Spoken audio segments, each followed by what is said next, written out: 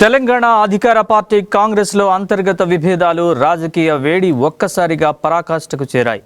మంత్రి కొండా సురేఖ కుమార్తె కొండా సుష్మితా పటేల్ ముఖ్యమంత్రి రేవంత్ రెడ్డిని, ఆయన మార్క్ పాలనా శైలిని నేరుగా లక్ష్యంగా చేసుకుంటూ చేసిన వ్యాఖ్యలు కాంగ్రెస్ వర్గాల్లో పెను తుఫాను రేపాయి. పరకాల నియోజకవర్గ రాబోయే ఎన్నికల టికెట్ వేదికగా ప్రారంభమైన ఈ రగడ క్షణాల్లోనే అసలైన కాంగ్రెస్ వలస నాయకుల వివాదంగా మారి ప్రభుత్వం, పార్టీ అధిష్టానం ప్రతిష్టను తీవ్రంగా దెబ్బతీసే స్థాయికి చేరుకుంది.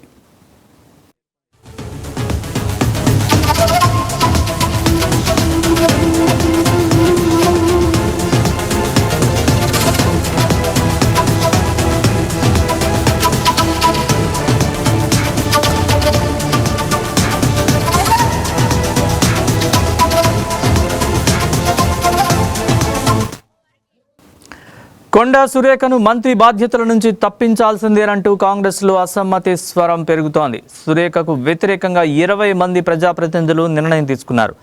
కూతురు సుష్మిత వ్యాఖ్యలకు సురేఖ బాధ్యత వహించాల్సిందేనని ఎమ్మెల్యేలు డిమాండ్ చేస్తున్నారు. సీఎం రేవంత్ని, ప్రభుత్వాన్ని డ్యామేజ్ చేసేందుకు కొందరు కుట్రలు చేస్తున్నారని ఆరోపించారు. పార్టీ లైన్ దాటితే ఎవరిని ఉపేక్షించొద్దని, కొండా కుటుంబంపై ఏఐసీసీ కఠిన చర్యలు తీసుకోవాలని డిమాండ్ చేశారు.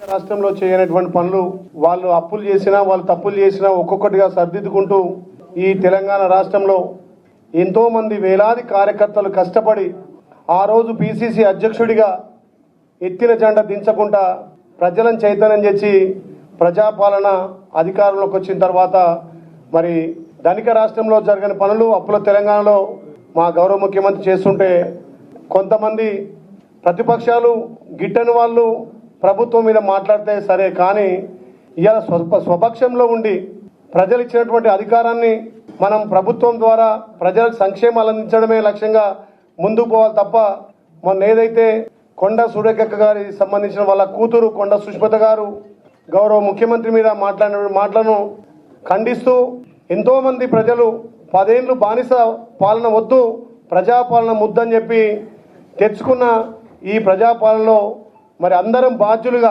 గౌరవ ముఖ్యమంత్రికి అండగా నిలిచి ప్రభుత్వం చేపడుతున్నటువంటి సంక్షేమ అభివృద్ధిని ప్రతి గడప వరకు చేరే విధంగా లక్ష్యంగా మనం ముందుకు పోవాలి తప్ప, ప్రభుత్వంలో ఉన్న వాళ్ళు మరి ప్రభుత్వం మీద నిరంతరం కష్టపడుతున్నటువంటి గౌరవ ముఖ్యమంత్రి మీద ఈ రకంగా మాట్లాడడం సరికాదు.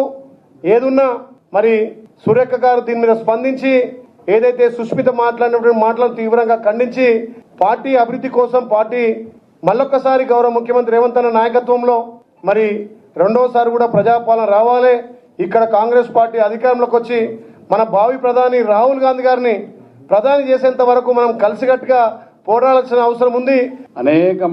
అనేక మంది కార్యకర్తలు వాళ్ళ కష్టార్జితం, వాళ్ళ రక్తాన్ని ధారపోసి రేవంత్ రెడ్డి గారి నాయకత్వంలో ఇవాళ కాంగ్రెస్ పార్టీ అధికారంలో తీసుకుని వచ్చినారు. పోలీస్ కేసులు, వాళ్ళ ఆస్తులు పోగొట్టుకున్నారు, వాళ్ళ ప్రాణాలు పోగొట్టుకున్న అనేక మంది కార్యకర్తలు ఇవాళ ఈ రాష్ట్రంలో కాంగ్రెస్ పార్టీని ఆ రోజు అధికారంలో తేవడానికి రేవంత్ రెడ్డి గారు పడ్డటువంటి కష్టం మీకు తెలుసు, నాకు తెలుసు, మా అందరికీ తెలుసు. వారి నాయకత్వంలో కాంగ్రెస్ పార్టీ సోనియా గాంధీ, రాహుల్ గాంధీ గారి యొక్క ఆశీస్సులతోటి ఈ రాష్ట్రంలో కాంగ్రెస్ పార్టీ అధికారంలోకి వచ్చింది. అధికారంలోకి వచ్చినటువంటి కాంగ్రెస్ పార్టీ ప్రభుత్వం చేపడుతున్నటువంటి సంక్షేమ కార్యక్రమాలు, అభివృద్ధి కార్యక్రమాల్ని ఆయన ఉన్నటువంటి క్యాబినెట్లో ఉన్నటువంటి మంత్రి వారి యొక్క కుటుంబ సభ్యులు మాట్లాడుతూ తీరుని గ్రామీణ స్థాయి కార్యకర్తలు కూడా అసహించుకునే విధంగా ఇవాళ మేమందరం కూడా దాన్ని పూర్తిగా ఖండిస్తూ ఉన్నాం. కాంగ్రెస్ అధిష్టానానికి మేము ఒకటే కోరుతా ఉన్నాం, మనం అందరం కూడా పార్టీ బతినే అందరం బతుకుతాం. పార్టీ నష్టం జరిగితే ముఖ్యమంత్రి గారిని బలపరచాలనే ప్రతిపక్షాల కుట్రను వీళ్ళు అమలు చేస్తూనే ఉన్నారు. వీరు అమలు చేసేటువంటి కుట్ర ఇది చాలామందికి అర్థం అవుతుంది. తెలంగాణ ప్రజలు కూడా అర్థం చేసుకుంటున్నారు. మీరు ఆయుధాలు వాళ్ళ చేతికి ఇవ్వడం అంటేనే మీరు మాట్లాడే విధానం, ప్రభుత్వాన్ని మీరు విమర్శించే విధానం, ముఖ్యమంత్రి రేవంత్ రెడ్డి గారిని బలహీనపరచాలన్నటువంటి కుట్రను, ప్రతిపక్షాల ఆలోచనల్ని మీరు అమలు చేస్తున్న తీరును మేము తీవ్రంగా ఖండిస్తున్నాం. దాన్ని తెలంగాణ రాష్ట్ర ప్రజలు కూడా అర్థం చేసుకుంటున్నారు.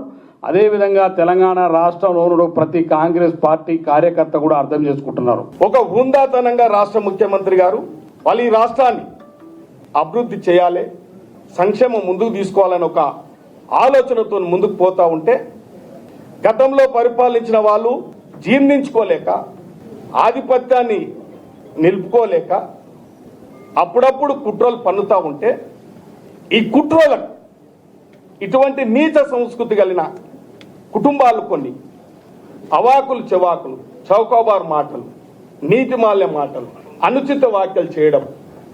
కానీ రాష్ట్ర ముఖ్యమంత్రి బలహీనత అనుకుంటే తప్పు. రాష్ట్ర ముఖ్యమంత్రి చాలా బలవంతుడు.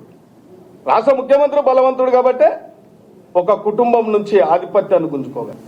ఇలా దమ్ము ధైర్యం ఉన్న నాయకుడు కాబట్టే మీరు ఆ నాయకుడిని కదిలించలేక ఆ